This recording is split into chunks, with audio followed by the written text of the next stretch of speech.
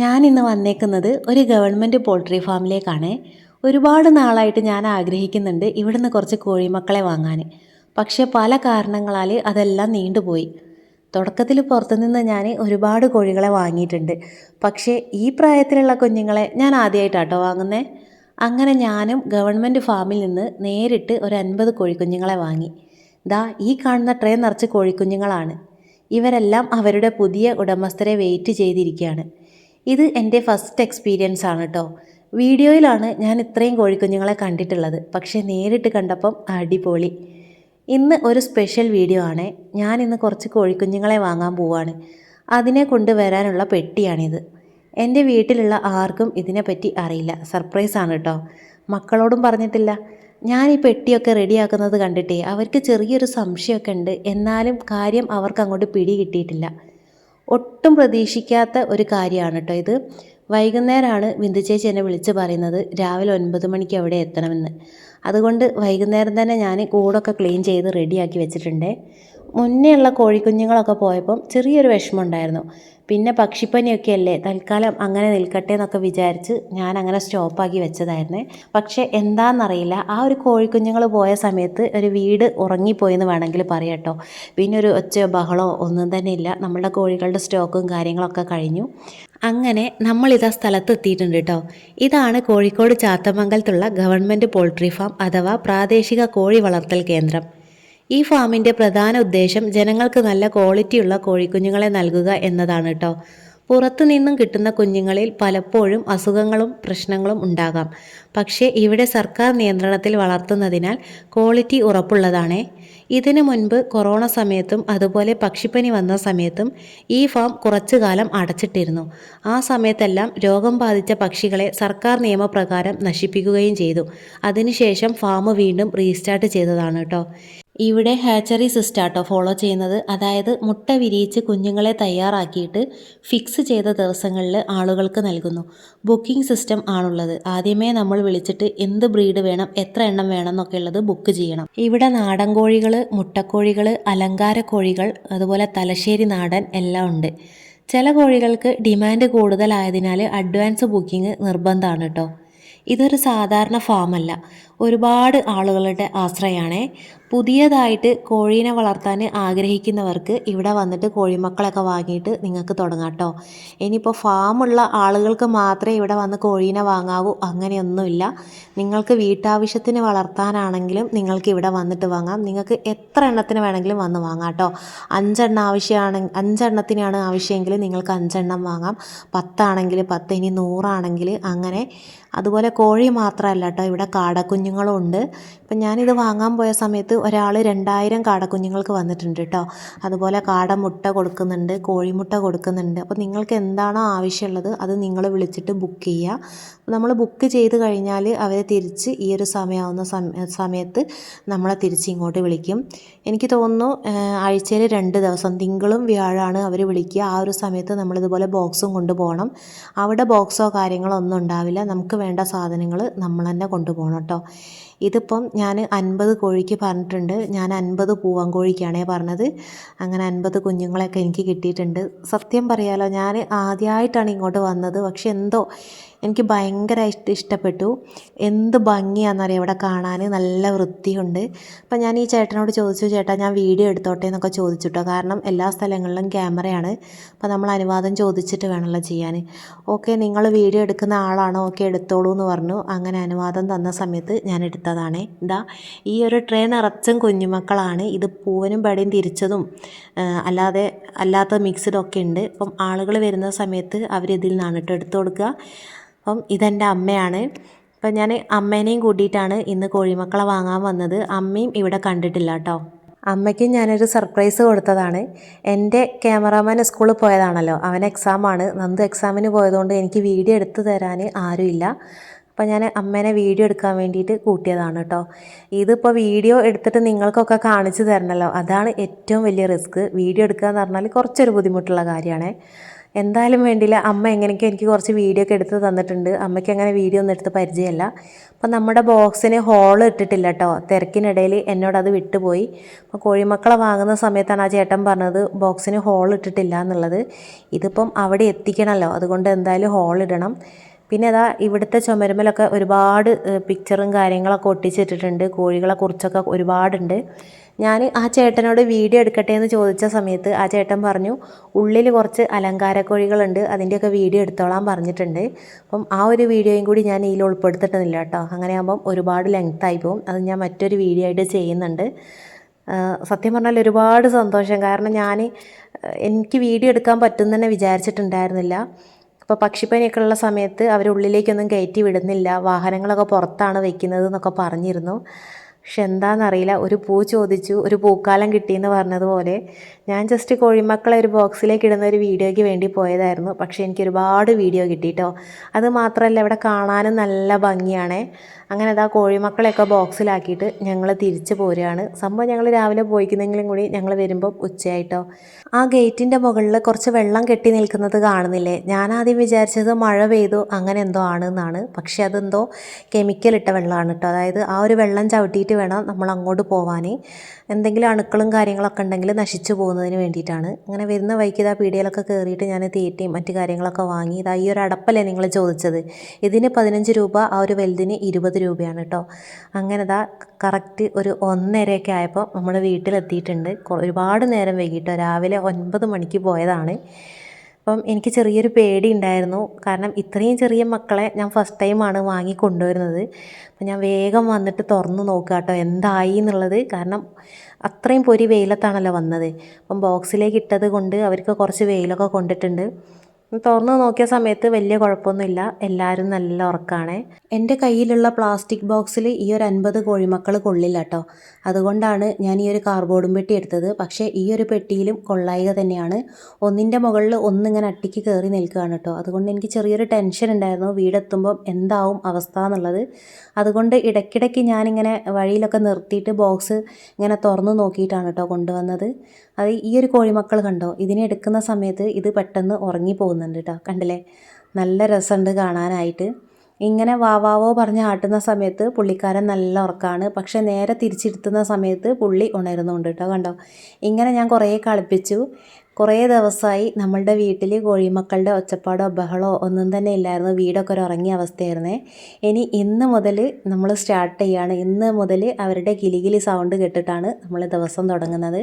അപ്പം നമുക്ക് ആ ഒരു പെട്ടിയിൽ നിന്ന് അവരെ ഈ ഒരു ബോക്സിലേക്ക് മാറ്റാം.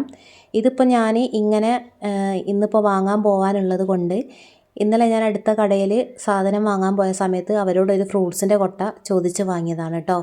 ഇങ്ങനത്തെ 2-3 കൊട്ട എൻ്റെ കയ്യിലുണ്ട്. പക്ഷെ അതിലൊക്കെ സാധനങ്ങളാണ്. അപ്പോൾ അതൊന്നും ഒഴിവാക്കാനുള്ളൊരു ഒഴിവില്ലാത്തത് കൊണ്ട് ഈ ഒരു ബോക്സ് നിങ്ങൾക്ക് എവിടെന്നെങ്കിലും കിട്ടുകയാണെങ്കിൽ നിങ്ങൾ വാങ്ങി വെച്ചോളൂ. നിങ്ങൾക്ക് ഒരുപാട് ഉപകാരപ്പെടും. ഈ ഒരു ബോക്സ് വണ്ടീൻ്റെ ഫ്രണ്ടിൽ വെച്ചിട്ട് ഇതിൽ വാങ്ങി കൊണ്ടുവരാമെന്നായിരുന്നു ഞാൻ വിചാരിച്ചത്. പക്ഷേ അതിൻ്റെ മുകളിൽ വെക്കാനൊരു അടപ്പില്ലാത്തത് കൊണ്ടാണ് കേട്ടോ. അഥവാ നമുക്ക് വണ്ടിയൊക്കെ ഒന്ന് സൈഡ് ചെരിച്ച് നിർത്തണമെങ്കിൽ അത് മക്കൾക്ക് ബുദ്ധിമുട്ടല്ലേ. എക്സാമൊക്കെ കഴിഞ്ഞിട്ട് നന്ദു സിതുട്ടനും വീട്ടിൽ വന്നിട്ടുണ്ട്. അവർക്ക് ശരിക്കും ഒരു സർപ്രൈസ് ആയിരുന്നു. ഞാൻ അവരോട് പറഞ്ഞിട്ടില്ലായിരുന്നു ഇങ്ങനെ കോഴീനെ വാങ്ങുന്ന കാര്യം. കാരണം എനിക്ക് ഉറപ്പില്ലായിരുന്നു കേട്ടോ. 9 മണിയാകുമ്പം അവരങ്ങോട്ട് ചെല്ലണം എന്നാണ് പറഞ്ഞത്. ഞാനിവിടുന്ന് പോകുമ്പം തന്നെ കുറച്ച് നേരം വൈകിയിട്ടുണ്ടായിരുന്നു. അതുമാത്രമല്ല ഇതിൻ്റെ മുന്നൊക്കെ ഞാൻ ഒരുപാട് പ്രാവശ്യം ബുക്ക് ചെയ്തിട്ടുണ്ടെങ്കിലും എനിക്ക് കിട്ടിയിട്ടുണ്ടായിരുന്നില്ല. അങ്ങനെ ഈ പ്രാവശ്യം വിന്തേജ് കോഴീനെ വാങ്ങിയ സമയത്താണ് ഞാൻ പറഞ്ഞത് അയ്യോ എനിക്കും വേണമായിരുന്നല്ലോ എന്നുള്ളത്. അങ്ങനെ ചേച്ചി വിളിച്ച് ചേച്ചിയുടെ പേരിൽ ബുക്ക് ചെയ്തു. അങ്ങനെ എനിക്ക് കിട്ടിയതാണ് കേട്ടോ. അതുകൊണ്ടാണ് കോഴീനെ കിട്ടിയത്. അപ്പം കോഴീനെ വാങ്ങാൻ പോവാമെന്ന് പറഞ്ഞിട്ട് അഥവാ കോഴീനെ കിട്ടിയിട്ടില്ലെങ്കിൽ അവർക്ക് രണ്ടുപേർക്കും സങ്കടമായാലോ എന്ന് വിചാരിച്ചിട്ടാണ് ഞാൻ പിന്നെ ഒന്നും പറയാതിരുന്നത്. അതുമാത്രമല്ല ഞാൻ ഇവർ വരുന്നത് വരെ വെയിറ്റ് ചെയ്തതാണ് കേട്ടോ. കാരണം വീഡിയോ എടുക്കണമെങ്കിൽ നന്ദു വരണം. നന്ദു ആണ് എൻ്റെ ക്യാമറാമാനെ. അപ്പം എനിക്ക് നിങ്ങളോടെല്ലാവരോടും പറയാനുള്ളത്, അവരെപ്പോഴും എന്നോട് ചോദിക്കാറുണ്ട് കേട്ടോ, അമ്മേൻ്റെ കോഴീനെ പറ്റി എല്ലാവരും പറയാറുണ്ട്, കോഴിയുടെ വിശേഷങ്ങൾ പറയാറുണ്ട്, ഞങ്ങളെന്നും ആരും ചോദിക്കാറില്ലെന്ന് എപ്പോഴും ചോദിക്കാറുണ്ട്. അപ്പം എന്നോട് പ്രത്യേകം പറഞ്ഞിട്ടുണ്ട് വീഡിയോ എടുത്ത് തരുന്നത് അവരാണെന്ന് പറയണം എന്നുള്ളത്. അപ്പം നന്ദുവിനും സിദ്ധുവിനും എല്ലാവരും ഒരു ഹായ് കൊടുക്കണം കേട്ടോ. അപ്പം അവർ വന്നു. തീറ്റയൊക്കെ ഞാൻ വരുമ്പം തന്നെ വാങ്ങിച്ചിട്ടുണ്ടായിരുന്നു. അതുപോലെ ബൾബും കാര്യങ്ങളൊക്കെ വരുന്ന സമയത്ത് തന്നെ വാങ്ങിയിട്ടുണ്ട്. 60 വാൾട്ടിൻ്റെ 2 ബൾബാണ് കേട്ടോ ഞാൻ എടുത്തേക്കുന്നത്. അതിലൊരു ബൾബാണ് ഞാനിപ്പോൾ കൂട്ടിലിട്ട് കൊടുക്കുന്നത്. ഒരു ബൾബ് ഞാൻ അവിടെ എടുത്ത് വയ്ക്കും. കാരണം ഈ ബൾബ് എന്തെങ്കിലും കാരണത്താൽ ഫീസായി പോയാൽ നമുക്ക് മറ്റേ ബൾബ് വേണം. ചിലപ്പം രാത്രിയൊക്കെ പോയാൽ നമുക്ക് അന്നേരം പോയിട്ട് കടയിൽ പോയിട്ട് വാങ്ങിക്കൊണ്ടുവരാൻ കഴിയില്ലല്ലോ. അതുകൊണ്ട് എക്സ്ട്രാ 1-2 ബൾബ് ഞാൻ എപ്പോഴും കരുതാറുണ്ട്. അതുപോലെ കൂടൊക്കെ ഞാൻ ഇന്നലെ രാത്രി തന്നെ നന്നായിട്ട് ക്ലീൻ ചെയ്ത് വെച്ചതായിരുന്നു. പക്ഷേ പേപ്പർ ഇപ്പോഴാണ് കേട്ടോ വിരിച്ച് കൊടുക്കുന്നത്. ഞാനിങ്ങനെ ചെറിയ കോഴിക്കുഞ്ഞുങ്ങൾക്ക് ചിപ്പിൽപ്പൊടി ഇട്ട് കൊടുക്കാറില്ല. അവർക്ക് ഞാൻ പേപ്പറാണ് വിരിച്ച് കൊടുക്കുക. അപ്പോൾ ഇതുപോലെ അടിയിലൊരു ഷീറ്റ് വിരിച്ചിട്ട് മുകളിൽ 2 പേപ്പർ ഇങ്ങനെ വിരിച്ച് കൊടുത്തിട്ടുണ്ട് കേട്ടോ. എന്നിട്ട് എല്ലാവരെയും ഞാൻ കൂട്ടിലേക്ക് മാറ്റുന്നുണ്ട്. ഇവരെ ഇങ്ങനെ കാണുന്ന സമയത്ത് ഒരുപാട് സന്തോഷമുണ്ട്. മനുഷ്യനല്ലേ, എന്തെങ്കിലുമൊക്കെ വിഷമങ്ങളും കാര്യങ്ങളൊക്കെ വരുന്ന സമയത്ത് ഈ ഒരു കൂടിൻ്റെ അടുത്ത് വന്ന് നിന്ന് ഇവരെ ഇങ്ങനെ കുറച്ച് നേരം നോക്കി നിന്നാൽ മൈൻഡൊക്കെ ഒന്ന് ഫ്രീ ആവും കേട്ടോ. ഇനി ഓരോ ദിവസവും 2-3 നേരം ഞാനിങ്ങനെ വന്ന് നോക്കും, വാല് മുളച്ചോ ചിറക് വന്നോ എന്നൊക്കെ അറിയാനായിട്ട്. ഇവരെ ഈ ഒരു പ്രായത്തിൽ കാണാൻ നല്ല ഭംഗിയാണ്. പിന്നെ ഇനിയിങ്ങനെ വലുതാവുന്നതിനനുസരിച്ച് മാറ്റങ്ങൾ വരും. അത് പിന്നെ അങ്ങനെ തന്നെയാണല്ലോ അല്ലേ. ഇനി ഇവരെ വളർത്തിയെടുക്കുക എന്ന് പറയുന്നതാണ് ഏറ്റവും വലിയ ടാസ്ക്. കാക്കയ്ക്കും പൂച്ചയ്ക്കും ഒന്നും കൊടുക്കാതെ മരുന്നും കാര്യങ്ങളൊക്കെ കൊടുത്തിട്ട് വേണം നമുക്കിവരെ വളർത്തിയെടുക്കാൻ. ഞാൻ പറഞ്ഞല്ലോ, ഇതെൻ്റെ ഫസ്റ്റ് എക്സ്പീരിയൻസ് ആണ്. ഈ പ്രായത്തിലുള്ള കുഞ്ഞുങ്ങളെ ഞാൻ ഒരുപാട് കൊടുത്തിട്ടുണ്ട് കേട്ടോ. ഈ പ്രായത്തിലുള്ള കുഞ്ഞുങ്ങളെയൊക്കെ ആളുകൾ എൻ്റെ അടുത്ത് നിന്ന് വാങ്ങിക്കൊണ്ട് പോയിട്ടുണ്ട്. പക്ഷേ ഈ പ്രായത്തിലുള്ള കുഞ്ഞുങ്ങളെ ഞാൻ വാങ്ങി വളർത്തിയിട്ടില്ല. എനിക്ക് ഇൻക്യുബേറ്റർ ഉള്ളത് കൊണ്ട് ഞാൻ കൂടുതലും ഇൻക്യുബേറ്ററിൽ നിന്നായിരുന്നു വിരിയിപ്പിക്കാറ്. പിന്നെ എനിക്ക് എൻ്റെ അടുത്തുള്ള കോഴികൾ പോരാ, വേറെ കുറച്ചും കൂടി നല്ല കളർഫുൾ ആയിട്ടുള്ളതൊക്കെ വേണമെന്ന് തോന്നുകയാണെങ്കിൽ ഞാൻ ആ ഒരു സമയത്തൊക്കെ ബിന്ദു ചേച്ചീൻ്റെ അടുത്തുനിന്ന് കോഴിമുട്ട വാങ്ങിയിട്ട് വിരിയിപ്പിക്കാറുമുണ്ട്. പിന്നെ തുടക്കത്തിൽ ഞാൻ അത്യാവശ്യം കുറച്ച് കോഴികളൊക്കെ വാങ്ങിയിരുന്നു കേട്ടോ. അത് തള്ളക്കോഴികളാണ്, അടയൊക്കെ ഇരിക്കുന്ന കോഴികളുണ്ടല്ലോ, അങ്ങനെ വാങ്ങിയിട്ടുണ്ട്. അല്ലാതെ ഈ ഒരു പ്രായത്തിലുള്ളത് ഞാൻ അങ്ങനെ വാങ്ങിയിട്ടില്ല.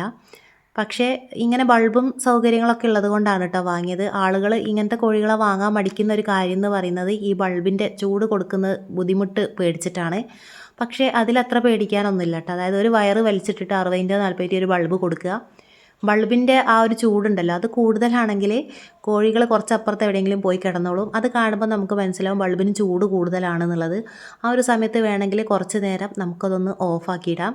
ഇനി അതല്ല, ചൂട് കുറവാണെങ്കിൽ ഇവരെല്ലാവരും കൂടി ബൾബിൻ്റെ ചോട്ടിലേക്ക് ഇങ്ങനെ കൂട്ടം കൂടി കിടക്കും കേട്ടോ. അങ്ങനെ വരുന്ന സമയത്ത് നമുക്ക് വേണമെങ്കിൽ എക്സ്ട്രാ ഒരു ബൾബും കൂടിയൊക്കെ കൊടുക്കാം. പക്ഷേ ഇപ്പോഴത്തെ കാലാവസ്ഥേൻ്റെതാണോ എന്നറിയില്ല, ഇവർക്ക് ഈ ഒരു ചൂടത്ത് കിടക്കാൻ ഭയങ്കര മടിയായിരുന്നു കേട്ടോ തുടക്കം മുതലേ. പക്ഷേ അവർ മടി കാണിച്ചാലും നമ്മൾ മടി കാണിക്കാൻ പാടില്ല. അവർക്ക് നിർബന്ധമായിട്ടും നിങ്ങൾ ലൈറ്റ് ഇട്ട് കൊടുക്കുക. മഴക്കാലമൊക്കെ ആണെങ്കിൽ സാധാരണ ഇട്ട് കൊടുക്കുന്നതിൽ കുറച്ചും കൂടി അധികം ഇട്ട് കൊടുക്കണം. ഇതിപ്പോൾ വേനലായതുകൊണ്ട് വലിയ ബുദ്ധിമുട്ടില്ല കേട്ടോ. പിന്നെ കാറ്റും വെളിച്ചമൊക്കെ തട്ടുന്ന ഒരു കൂടായതുകൊണ്ട് അവർക്കങ്ങനെ ഓവർ ചൂടും തോന്നില്ല. ഇനി നമുക്ക് ഇവർക്ക് ഫുഡ് കൊടുക്കണം. ഞാനിപ്പോൾ സ്റ്റാർട്ടറാണ് അവർക്ക് കൊടുക്കുന്നത്. അപ്പം SKMൻ്റെ സ്റ്റാർട്ടറാണ് ഞാൻ സ്ഥിരമായിട്ട് വാങ്ങാറ്. അതിപ്പോൾ ഞാൻ വരുന്ന സമയത്ത് വാങ്ങിക്കൊണ്ട് വന്നിട്ടുണ്ട്. ഞാൻ അങ്ങനെ സ്റ്റാർട്ടർ ചാക്ക് കണക്കിനൊന്നും വാങ്ങി വയ്ക്കാറില്ല. ആ ഒരു സമയത്തേക്കുള്ള 50 രൂപയ്ക്കോ അല്ലെങ്കിൽ 100 രൂപയ്ക്കോ അങ്ങനെയാണ് കേട്ടോ തീറ്റ വാങ്ങാറ്. ഇന്ന് കോഴിമക്കൾക്ക് ഫുഡ് കൊടുക്കുന്ന ദൗത്യം സിതുട്ടനും നന്ദുവാണ് കേട്ടോ ഏറ്റെടുത്തത്. വെള്ളം കുപ്പിയിൽ നിറച്ചിട്ടുണ്ട്. പ്ലെയിൻ വാട്ടറാണ്, വെള്ളത്തിൽ ഞാനൊന്നും മിക്സ് ചെയ്തിട്ടില്ല. അതുപോലെ SKMൻ്റെ സ്റ്റാർട്ടറാണ് കൊടുക്കുന്നത്. ഇതിപ്പോൾ ഞാൻ ഇപ്പോഴത്തേക്ക് താൽക്കാലികമായിട്ട് ഒരു 50 രൂപയ്ക്ക് സ്റ്റാർട്ടർ വാങ്ങിയതാണ്. ഞാൻ സ്ഥിരമായിട്ട് വാങ്ങുന്ന ഷോപ്പിൽ നിന്നല്ല കേട്ടോ ഈ ഒരു സ്റ്റാർട്ടർ വാങ്ങിയത്. അതുകൊണ്ട് ഞാൻ ഒരുപാടൊന്നും വാങ്ങിയിട്ടില്ല. നമ്മളെപ്പോഴും തീറ്റ വാങ്ങുമ്പോൾ ശ്രദ്ധിക്കേണ്ട ഒരു കാര്യം, ഒരു കാരണവശാലും കോഴിക്കടയിൽ നിന്ന് നിങ്ങൾ തീറ്റ വാങ്ങിയിട്ട് കോഴിക്ക് കൊടുക്കരുത്. എന്തെങ്കിലും അസുഖങ്ങളുള്ള കോഴികൾ അവിടെ ഉണ്ടെങ്കിൽ ആ ഒരു തീറ്റ വാങ്ങി നിങ്ങൾ കോഴിമക്കൾക്ക് കൊടുത്താൽ ഇതിങ്ങൾക്കും അസുഖങ്ങൾ വരും കേട്ടോ. അതുപോലെ അത്യാവശ്യം തിരക്കുള്ള കടയിൽ നിന്ന് മാത്രം നിങ്ങൾ കോഴിത്തീറ്റ വാങ്ങുക. ഒട്ടും തിരക്കില്ലാത്ത കച്ചവടമൊന്നുമില്ലാത്ത കടയിൽ നിന്ന് നിങ്ങൾ ഒരിക്കലും കോഴിത്തീറ്റ വാങ്ങരുത്. നമ്മളിനി കോഴീനെ എങ്ങനെയൊക്കെ നോക്കി വളർത്തിയിട്ടും കാര്യമല്ല, തീറ്റയിലും വെള്ളത്തിലും നന്നായിട്ട് ശ്രദ്ധിച്ചിട്ടില്ലെങ്കിൽ നമുക്ക് പണി കിട്ടും കേട്ടോ. അതുകൊണ്ട് എപ്പോഴും ശ്രദ്ധിക്കുക. ഞാനിവിടെ തൊട്ടടുത്തുനിന്ന് ഇതിന് മുന്നേ ഒരു പ്രാവശ്യം തീറ്റ വാങ്ങി. ആകെ ഒരു 50 രൂപയ്ക്കാണ് ഞാൻ വാങ്ങിയത്.